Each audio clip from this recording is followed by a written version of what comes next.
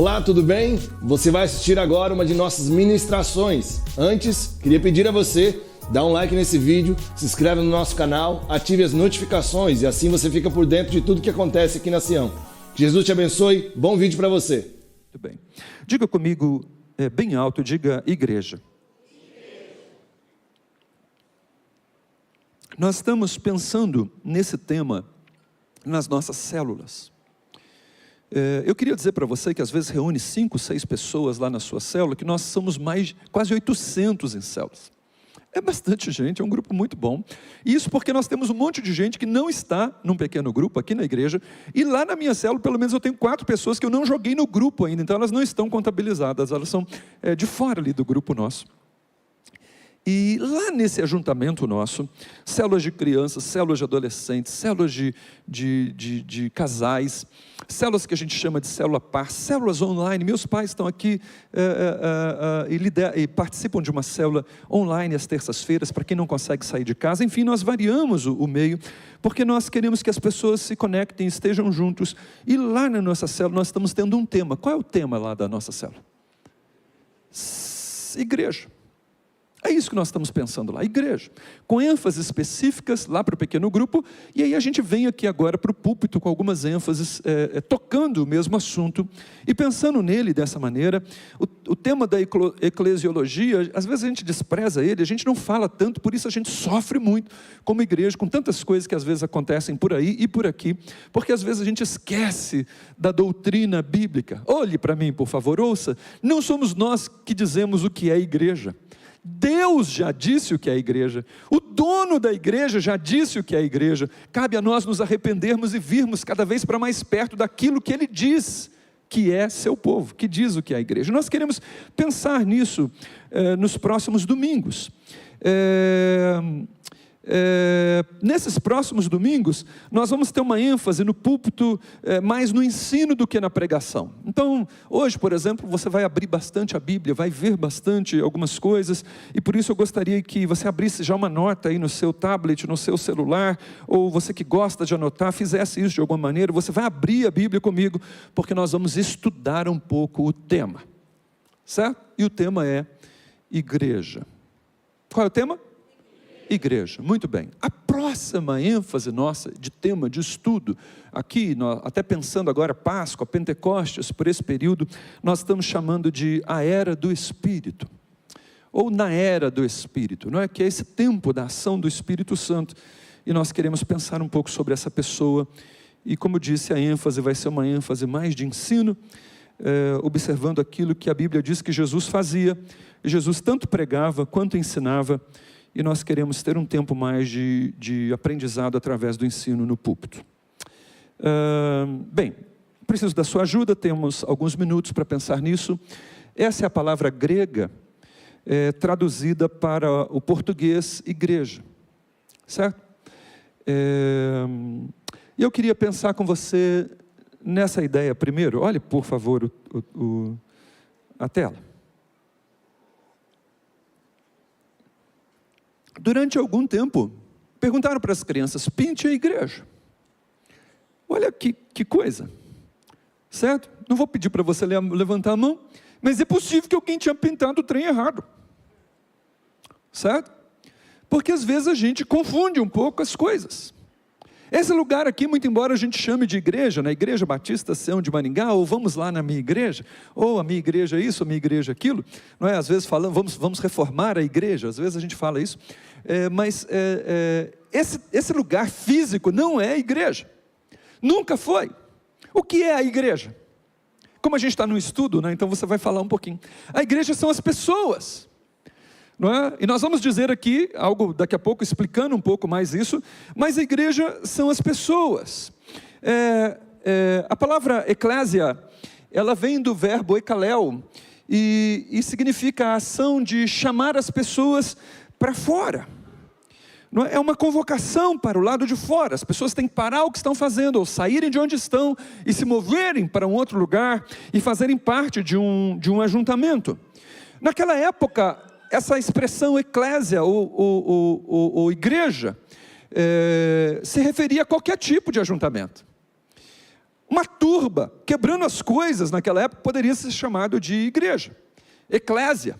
Percebe isso? Um ajuntamento ilegal, mais um ajuntamento. Então poderia ser um ajuntamento político, uma assembleia de homens e mulheres reuniram-se para decidir o futuro da cidade, como era comum em algumas cidades gregas. Eclésia. Um ajuntamento religioso também era chamado de eclésia. Igreja, portanto, tem a ver com ajuntamento. Diga comigo, ajuntamento. É uma congregação.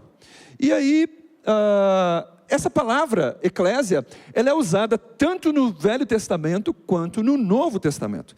No Velho Testamento, e você sabe, né, estudou com a gente aqui, você está atento a isso, o Velho Testamento não é escrito no grego, ele é escrito no hebraico, algumas porções do aramaico, mas num determinado momento ele foi traduzido para o grego. É chamada Septuaginta, não é? E nessa tradução, algumas palavras hebraicas, kalal, edar, por exemplo, que eram palavras que se usavam para falar dos ajuntamentos judeus, inclusive em suas sinagogas, por exemplo, algumas congregações que eles tiveram, estas palavras foram traduzidas para eclésia, no sentido de ajuntamento, no sentido de congregação. Então, sim, na Septuaginta, o Antigo Testamento traduzido para o grego, nós vamos observar a palavra igreja, ou eclésia, não é? Aparecendo diversas vezes lá. Mas no Novo Testamento, essa palavra eclésia, principalmente agora no Novo Testamento, na porção bíblica, sendo utilizado aí pelos apóstolos e pelo Espírito Santo que inspirou homens e mulheres a escrever o texto maravilhoso que a gente tem em nossas mãos, essa expressão eclésia passou a ter um sentido técnico. Diga comigo, sentido técnico. O termo passou a ser preciso. Ele agora não se trata mais de qualquer tipo de ajuntamento nas cartas paulinas, quando Pedro fala disso, lá em Apocalipse. Não. Quando ele é utilizado na Bíblia Sagrada, no Novo Testamento, o termo eclésia, que poderia ter vários significados fora do contexto bíblico, no contexto bíblico, fala exatamente de homens e mulheres chamados para fora do mundo, porque ouviram a proposta salvadora feita pelo Espírito Santo, e agora esses homens e mulheres são conectados em uma união viva com Jesus Cristo. Diga amém aí onde você está. Então, quando estiver usando a palavra igreja, nós vamos sempre usar essa expressão no sentido técnico dela. Esse ajuntamento, diga comigo, ajuntamento. Essa congregação, essa gente que foi chamada das trevas, chamada do mundo, chamada da escravidão do pecado, para agora a maravilhosa luz e para caminhar com Jesus Cristo. E aí eu preciso observar com você que ninguém é igreja sozinho. Pode dizer isso bem alto, ninguém é igreja sozinho. Diga. Ninguém é igreja sozinho. Sozinho você pode ser uma filha de Deus. Sozinho você pode ser uma testemunha de Jesus Cristo. Sozinho nós somos parte do corpo de Cristo. Entretanto, ninguém pode dizer eu sou igreja sozinho lá em casa, como muitos estão dizendo por aí. Isso não existe. Igreja é ajuntamento santo. Igreja é o conjunto dos remidos. E nós louvamos a Deus por isso. O termo igreja, ele é apresentado no Novo Testamento mais ou menos 114 vezes, 112 vezes de modo preciso, e eu queria observar com você a primeira menção. Vamos lá para o nosso estudão bíblico aí? Abra a Bíblia comigo, acesse a sua Bíblia, você vai fazer isso algumas vezes na próxima meia hora. Primeira menção, primeira utilização da palavra eclésia no Novo Testamento está lá em Mateus capítulo 16, versículo 18. Mateus 16, 18, anote, leia, tenha paciência. Você vai ler bastante a Bíblia hoje nos próximos cultos, seguindo essa visão nossa de estudarmos juntos.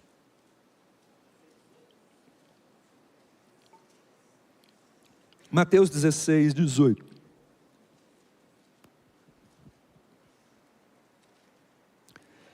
Mateus 16, 18 diz assim a palavra de Deus. É a primeira vez que a palavra igreja aparece na Bíblia, e veja só quem usa ela. Diz assim: também eu te digo, tu és Pedro, e sobre esta pedra edificarei a minha igreja, e as portas do inferno não prevalecerão contra ela. Diga aleluia aí onde você está. Aqui vale uma observação. Aqui é um jogo de palavras. Jesus está conversando com Pedro. Jesus está em oração, não é? E daqui a pouco ele pergunta para os seus discípulos quem as pessoas dizem que eu sou. E eles vão dizendo Jeremias, profeta, não sei o que, essas coisas todas. E daí Jesus pergunta para os discípulos: e vocês? Quem vocês dizem que eu sou? Pedro se levanta e diz: tu és o Cristo, o Filho do Deus vivo. E aí Jesus, com base nisso, olha para Pedro e diz: olha, você é muito feliz, isso não foi a mente, a carne que te revelou, isso é ação do Espírito. Alguém vai dizer isso somente cheio do Espírito Santo, Pedro, que coisa maravilhosa. E daí Jesus prossegue dizendo para Pedro o seguinte: também eu tenho uma coisa para dizer a seu respeito. Você é uma pedrinha, é isso que diz. Tu és, está com a Bíblia aberta, está aí, Mateus 16, 18, diz o quê? Tu és Pedro. Pedro aqui, Jesus falando com ele, é uma pedra pequena. Eu estou tentando lembrar o nome que eu queria usar, um pedregulho. Sabe essas pedras que a gente joga lá onde os carros vão ficar em cima ali, no estacionamento da igreja? Aquilo lá. Tu és uma pedra pequena. É por isso, irmãos, que a igreja nunca esteve edificada sobre Pedro e sobre homem nenhum, sobre ideia humana nenhuma. Jesus diz: tu és uma pequena pedra, e logo em seguida ele avança dizendo: mas sobre esta rocha eu vou edificar a minha igreja. Dá um aleluia aí onde você está, por favor, faz de conta que você está aqui vivo. Então Jesus diz: e sobre esta rocha, um jogo de palavra aqui, tu és Pedro, mas sobre esta rocha eu vou edificar a minha igreja. Que coisa poderosa.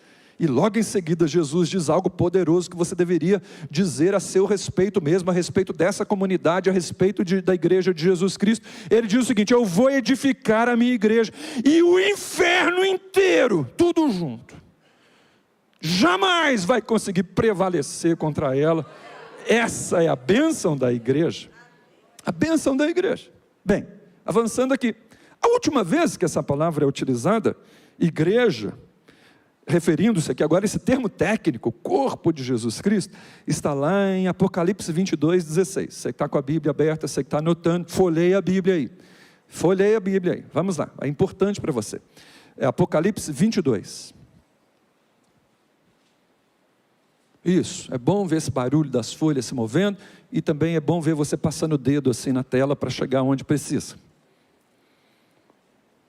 Alguém falou o seguinte: pastor, era tão mais prático se você colocasse na tela. Você não falou, mas você pensou, fala a verdade. Mas eu sou seu pastor, entende? Se eu ponho na tela, você não faz o que você está fazendo. Então é de propósito. Para mim era mais fácil, eu só dava um Ctrl+C, Ctrl+V, botava lá para você, mas aí você não ia fazer o que você está fazendo. Eu sou seu pastor. Apocalipse 22 diz assim, o versículo 16: eu, Jesus, enviei o meu anjo para vos testificar estas coisas às igrejas. Olha o termo, igrejas. Eu sou a raiz e a geração de Davi, a brilhante estrela da manhã. Essa é a hora que você faz um barulho santo aí. Interessante. Primeira pessoa que usa a expressão igreja é quem? É a Jesus. A última vez que a expressão é utilizada na Bíblia, quem é que usa? Jesus. Isso é uma coisa importante. Então Jesus fala sobre a sua igreja na primeira vez e na última vez que ela aparece no texto sagrado. E isso é bom para nós. Vamos lá. Eu quero pensar um pouquinho com você sobre esse negócio de igreja universal e igreja local. Diga comigo: igreja universal e igreja local. 1, 2, 3 e já. Muito bem, esse termo técnico, então, utilizado no Novo Testamento para falar da igreja de Jesus, ele fala do corpo total de Cristo. Ou seja, todos os vivos e mortos, salvos pela graça em Jesus Cristo. Todos, eles compõem a tal da igreja universal. Então a igreja universal é o conjunto de todo mundo que já morreu salvo em Jesus Cristo. E todo mundo que está vivo e é salvo em Jesus Cristo. Tem alguém aqui que é salvo em Jesus Cristo pela fé, não é? Essas coisas todas, muito bem. É muito importante que você esteja aqui num culto e não tenha só mudado de atos religiosos. Eu praticava atos religiosos lá, agora vim praticar atos religiosos aqui. E isso é um engano tremendo para você. você precisa ter certeza que nasceu de novo, porque Jesus Cristo diz que se você não nascer de novo, você não vai entrar no reino de Deus. Nascer de novo. Como é que nasce de novo, pastor? É muito simples. Você precisa crer do fundo do seu coração que Jesus está vivo, ressuscitado dentre os mortos. E declarar que Ele é o dono absoluto da sua vida, dos seus gostos, do seu dinheiro, dos seus prazeres, dos seus sentimentos. Jesus é o Senhor. É isso. Um início bom para essa caminhada de novo nascimento.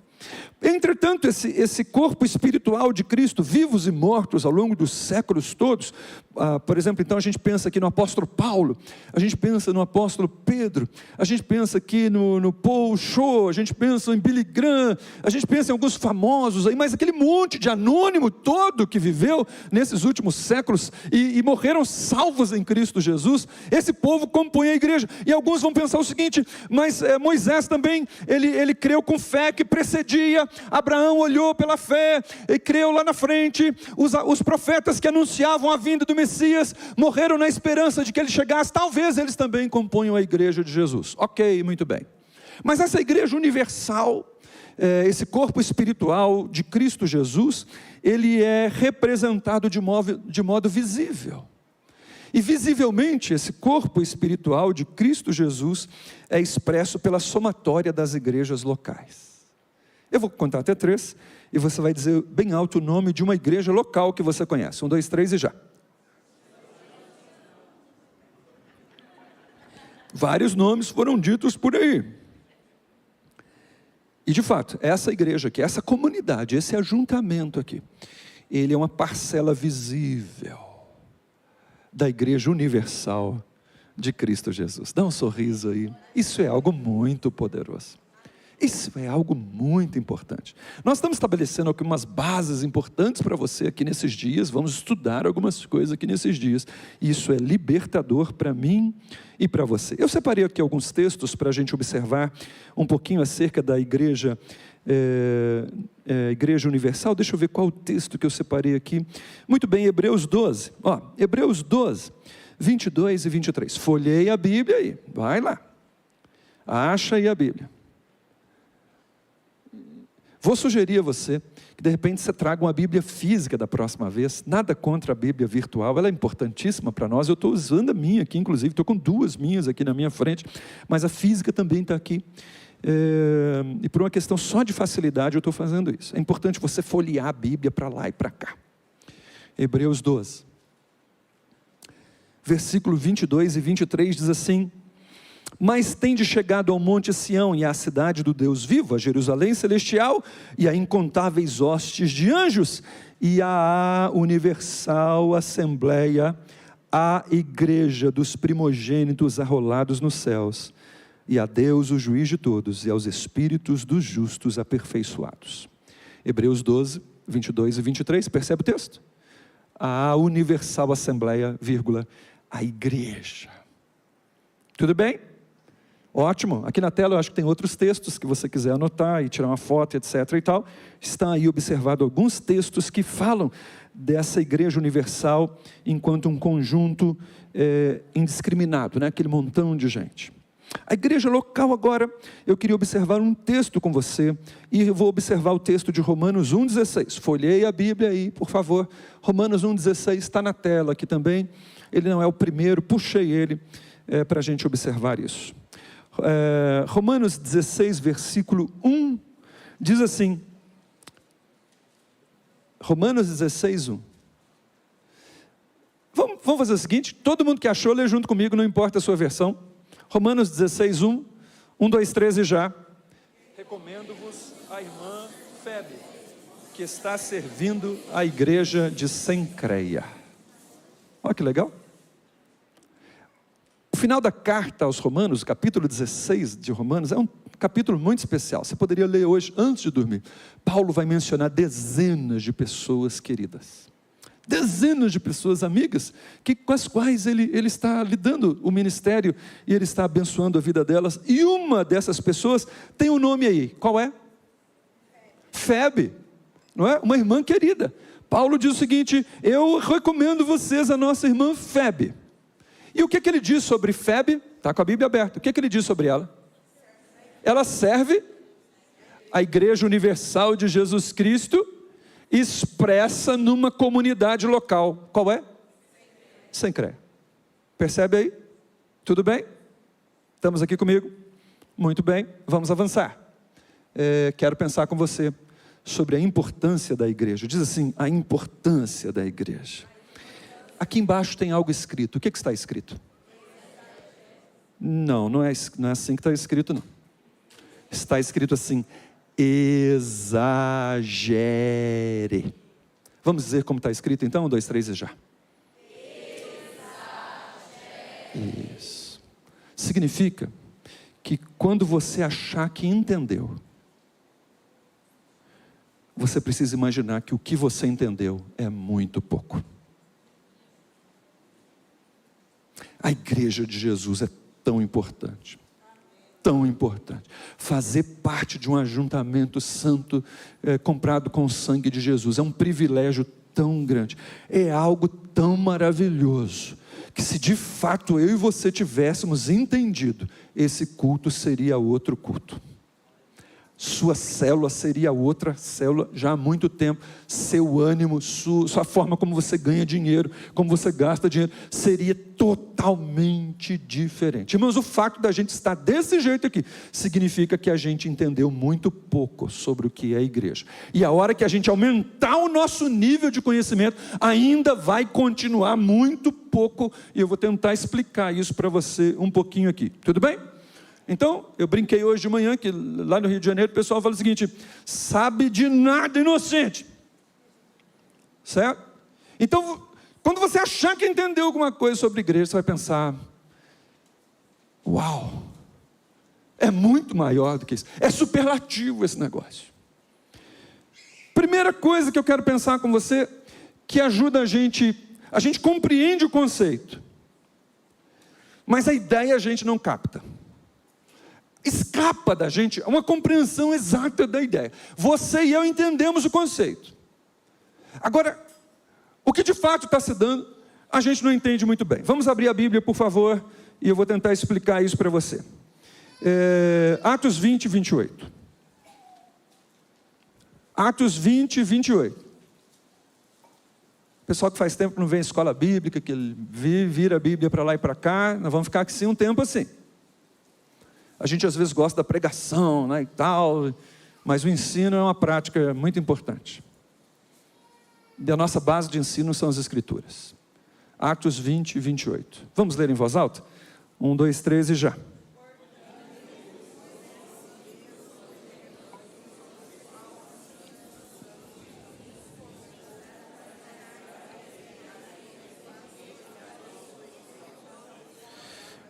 O apóstolo Paulo está passando numa determinada região, ele traz os líderes de Éfeso para ouvi-lo. Eles vão se despedir. E ele vai dizer para eles, olha, vocês nunca mais vão ver o meu rosto. Paulo tinha uma noção exata do seu futuro, daquilo que ia acontecer. E aquelas pessoas choram, beijam Paulo, se despedem. Um momento comovente que você pode ler em Atos 20. Isso faz tempo que não lê. E falando aos líderes da igreja, ele diz o seguinte, cuidem de vocês mesmos. Falando para os líderes, vocês precisam de cuidar de vocês mesmos. E aí ele vai dizer para os líderes o seguinte, e vocês devem cuidar do rebanho sobre o qual o Espírito Santo vos constituiu líderes, para que vocês pastoreiem, o quê? Pastoreiem a igreja de Deus, a igreja local, certo? Eles não eram pastores de toda a igreja, eles eram pastores de uma igreja específica. E aí, falando com esses homens, Paulo diz uma coisa importantíssima sobre a igreja. O que Paulo diz? Está com a Bíblia aberta. Essa igreja tem um preço. Qual é o preço? O sangue de Jesus Cristo. Você viu como você entendeu? Você entendeu. O sangue de Jesus Cristo comprou a igreja. Mas você viu como você não compreendeu? O conceito está claro. Mas a grandeza do negócio vai escapando da gente. A gente se acostuma em dizer que a igreja foi comprada com o sangue de Jesus.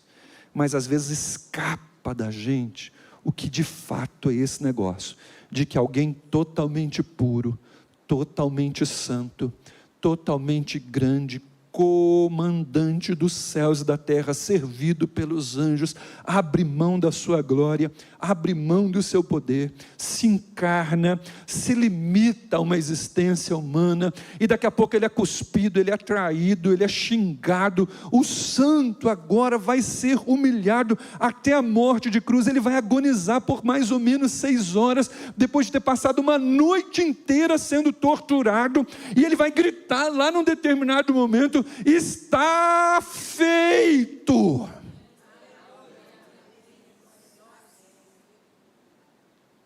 E aí o texto bíblico vai dizer que então ele comprou homens e mulheres de todas as nações, povos, raças, tribos, os constituiu os reis e sacerdotes, né, para Deus o Pai. Ele fez esse ajuntamento, a sua igreja. Imagine como esse negócio de igreja, irmão, é poderosíssimo. Imagine, irmãos, como é privilégio nosso ser igreja de Jesus Cristo, porque ela é de extrema importância. Então nós compreendemos o conceito, mas a grandeza do negócio a gente não entendeu ainda. Os nossos glória a Deus seriam diferentes, as nossas ofertas seriam diferentes, o tempo que a gente investe uns nos outros seriam diferentes. A nossa teologia, a nossa doutrina precisa ganhar mais espaço além da nossa mente. Ela precisa, com a graça do Espírito Santo, descer para o nosso coração, para que daí a gente então viva dias de arrependimento, dias onde a mente se expande para as verdades celestiais, e daí vai ser tudo mais maravilhoso. Veja a importância da igreja, por favor. Jesus está edificando a igreja nesse exato momento. Nós lemos isso: sobre esta rocha eu vou edificar a minha igreja.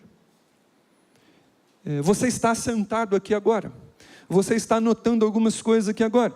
Alguns de vocês estão sendo abstraídos pelo celular, pelos pensamentos, e a mente está divagando para um tanto de outros lugares aqui agora. Mas você sabe o que o Cordeiro está fazendo exatamente agora. Ele está edificando a igreja dela, e as portas do inferno não prevalecerão contra a sua igreja, mas de jeito nenhum.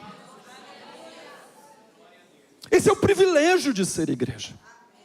Tem alguém trabalhando para que a vida dos membros da igreja sejam edificados. Eu queria observar um outro texto para você, que diz lá, e talvez você não precise abrir agora, só anota. Efésios capítulo 5, versículo 29. Efésios 5, 29. Se quiser abrir, abre também. Diz assim a palavra de Deus: porque ninguém jamais odiou a própria carne. Antes, cada um cuida e alimenta da sua própria carne, como também Cristo faz com a sua igreja. Jesus está fazendo, sabe o que agora com a igreja? Ele está alimentando a igreja. Jesus está cuidando da igreja. Irmãos, ser igreja está sob o olhar atento do dono da igreja, Jesus Cristo, Rei dos reis, Senhor dos senhores. Ele está cuidando dela. Jesus, a importância da igreja. Jesus vai apresentar a igreja a si mesmo. Eu gostaria que você abrisse comigo, Efésios 5. Aliás, vem para cá comigo aí se você não estava aqui. Efésios 5, versículos de 25 em diante. Vamos lá, abre a Bíblia. É bom que você fique atento, você não dorme, você fica aí junto comigo.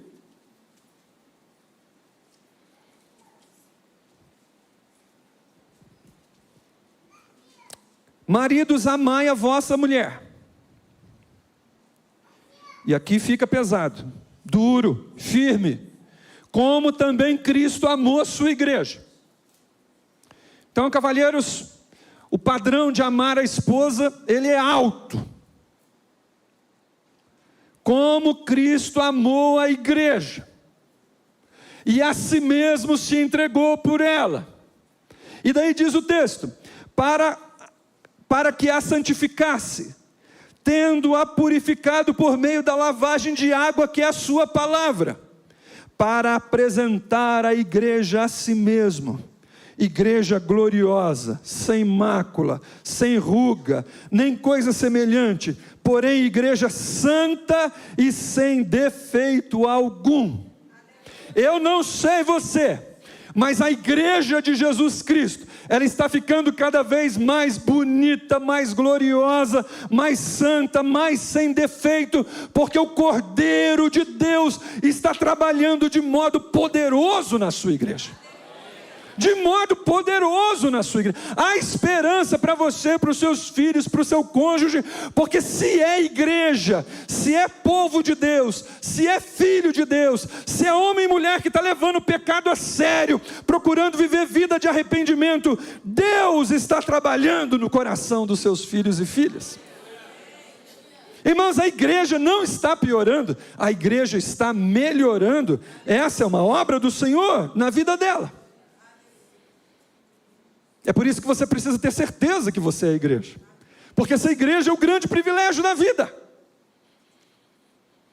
Deixa eu pensar em algumas outras coisas com você, e hoje eu vou terminar mais cedo à noite do que terminei de manhã no meu esboço. Depois a gente dá um jeito de equilibrar isso. Veja a importância da igreja. Jesus é o cabeça da igreja e ela é o seu corpo. Isso fala de direção e identidade.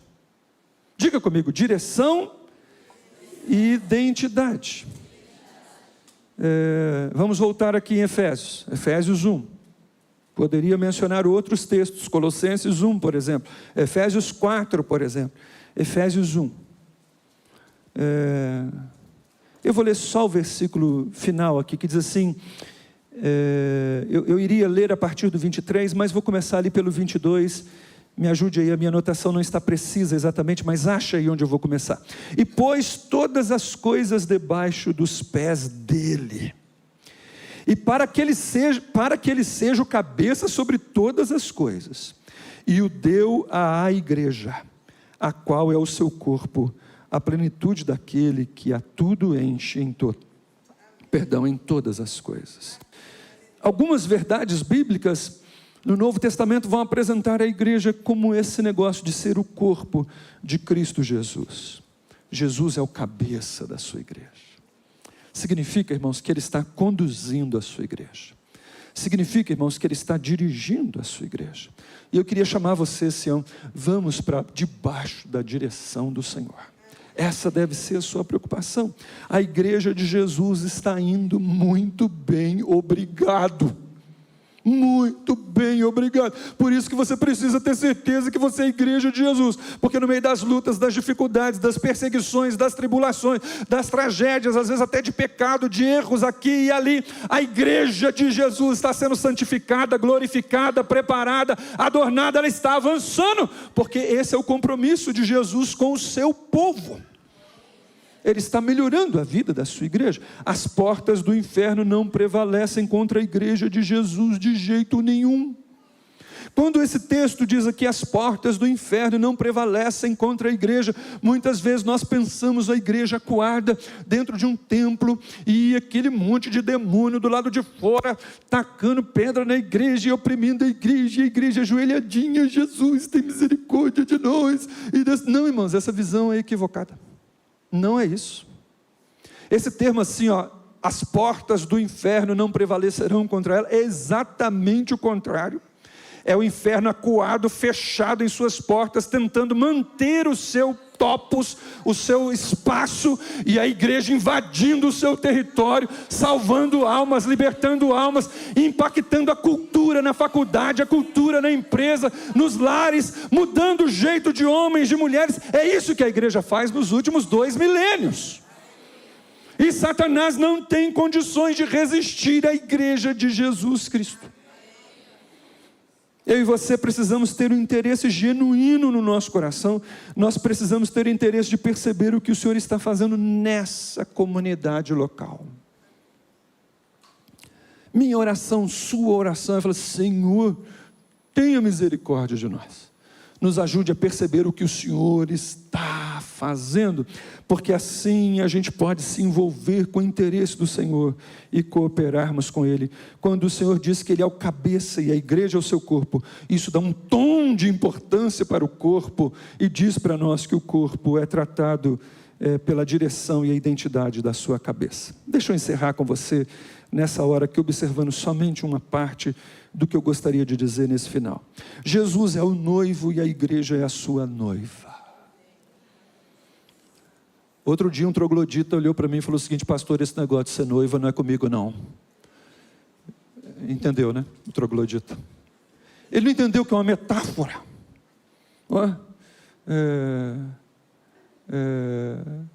E foi difícil explicar isso e arrancar esse conceito, mas deu certo. O Senhor vai trabalhar a sua igreja com essa ideia de noiva. E eu queria observar com você um texto bíblico para a gente pensar nisso. Está lá em João 3:28. Anota aí, por favor, eu vou ir mais rápido aqui para terminar mais cedo.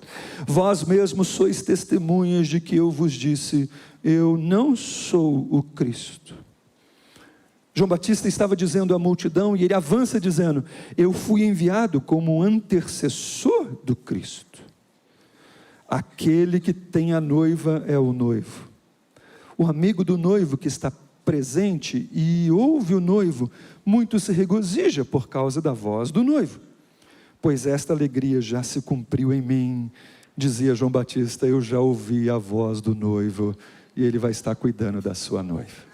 Essa é uma expressão especial, nós vamos ouvi-la, por exemplo, em Apocalipse 19, 6 e 7, essa ideia da noiva. Jesus é o noivo e a sua igreja é a sua noiva. Isso fala de amor e devoção. Diga comigo: amor e devoção. A noiva no casamento oriental, ela tem uma posição exaltada, é o centro das atenções, é a noiva. A noiva, e aqui observando, né, o casamento oriental, ele é em duas etapas. Então casa-se aqui, estabelece-se o noivado, está tudo certo, agora um pertence ao outro, pronto e acabou. Só que agora o noivo vai fazer mais o que tiver que fazer lá, e numa data X o noivo vem para buscar a noiva e vai levá-la para casa, mas esse noivado aqui, ele já é o casamento na primeira etapa. E aqui quando o Senhor fala da sua noiva, e essa metáfora agora então, dizendo respeito ao seu corpo espiritual, e também expresso nas diversas comunidades locais, essa igreja ela é esperada. O noivo agora está focado atentamente na sua amada, ela é aguardada. A noiva agora, ela está completamente consagrada, ela está completamente separada, ela já tem uma identidade. Qual é a identidade da noiva? Noiva do Beltrano. Pronto, ela tem agora uma identidade, ela tem um nome, ela tem uma ideia acerca de si, para dizer para todo mundo. Ela também tem um destino. Qual é o destino da noiva? Casar-se e ir morar com o noivo na casa dele, ir embora.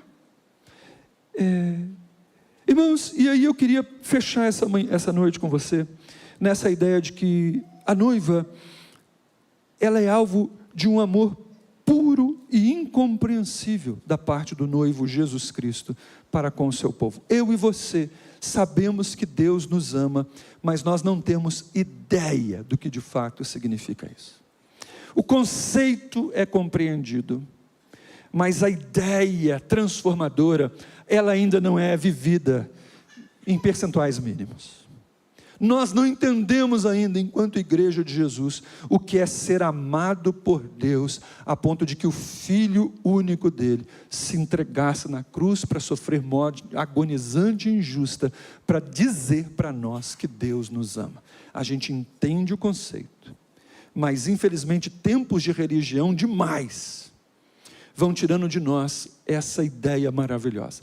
À medida em que isso fosse ficando mais claro para nós, repito, nossa generosidade com o tempo, com o dinheiro, com o culto, seria algo totalmente diferente. Mas eu creio num avivamento da parte de Deus para mim e para você. Você está indo em direção aos seus melhores dias, exatamente porque sua mente vai ser bombardeada por verdades poderosas e transformadoras da parte de Deus. A palavra de Deus diz que porque Deus nos amou, Ele entregou o seu único Filho, para que se nós crescemos nele, nós não viéssemos a perecer, mas tenha a vida eterna. A igreja é cuidada.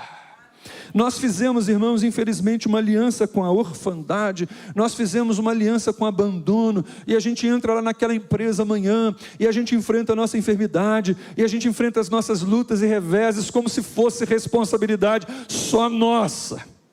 Irmão, eu quero desafiar a senhora e o senhor a abrir a sua mão com seus pesos todos diante do Senhor que cuida de você. Seus pesos e preocupações ficam melhores na mão do seu Deus do que na sua.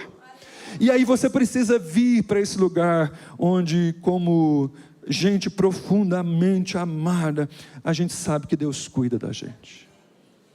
Eu queria desafiar você nos próximos dias, nós vamos fazer isso algumas vezes com a graça de Deus, a levantar-se, entende? Levantar-se, a mover-se e fazer parte da igreja. É possível que você esteja aqui hoje, você não saiba, não tenha certeza se é da igreja ou não. Você nunca entregou a sua vida para Jesus. Às vezes você está me ouvindo aí na sua casa, em algum momento da sua história, por essa internet, por essa transmissão, e você nunca entregou a sua vida para Jesus. Hoje é uma noite poderosa, maravilhosa, você pode fazer isso aí onde você está. Infelizmente, muitos de nós estamos aqui, não compreendemos ainda o valor do que é ser igreja, e aí fica um outro apelo. Hoje é uma noite aceitável para mim aqui, para você em casa. Nós precisamos nos deslocar de uma ideia religiosa sobre igreja e virmos para o lugar maravilhoso da igreja de Jesus Cristo, onde nós nos relacionamos com o cabeça, onde nós nos relacionamos com o noivo, onde nós nos relacionamos com o bom pastor. Deus nos chama para isso. Hoje é um tempo de nós nos levantarmos então agora, e à medida em que a gente vai entendendo o que é a igreja e tudo que Deus faz pela igreja, nós nos levantarmos para cuidar da igreja, nós nos levantarmos para servir a igreja, nós nos levantarmos para nos envolvermos com a nossa comunidade local, porque não existe nada mais valioso nessa terra do que a igreja de Jesus Cristo. Muito obrigado por ter assistido o nosso vídeo. Espero que esse vídeo tenha abençoado sua vida e, se possível, compartilhe ele com o máximo possível de pessoas. Jesus te abençoe.